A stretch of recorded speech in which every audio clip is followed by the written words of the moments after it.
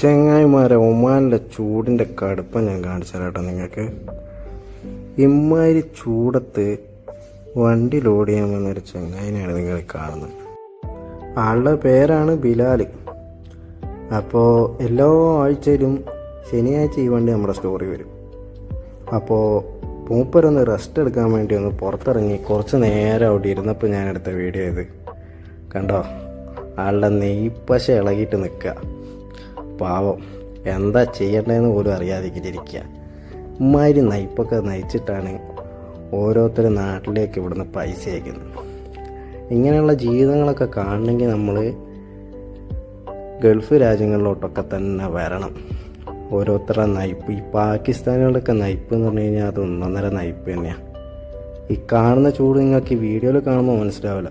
ഒരു 40-45 ഡിഗ്രി മേലെയുണ്ട് ചൂട്. ഇതവൻ്റെ വണ്ടി ഫുള്ള് ലോഡ് ചെയ്താലുള്ള അവസ്ഥ കേട്ടോ. അവനിങ്ങനെ ഇരിപ്പുണ്ട്. അവന് വണ്ടി ഫുള്ള് ലോഡ് ചെയ്ത് പോകാൻ വേണ്ടി റെഡി ആയിരിക്കും കേട്ടോ. ഓരോരോ ജീവിതങ്ങളല്ലേ. പോകുമ്പോൾ ഒരു ലൈക്ക് ഇട്ടിട്ട് പോണേ.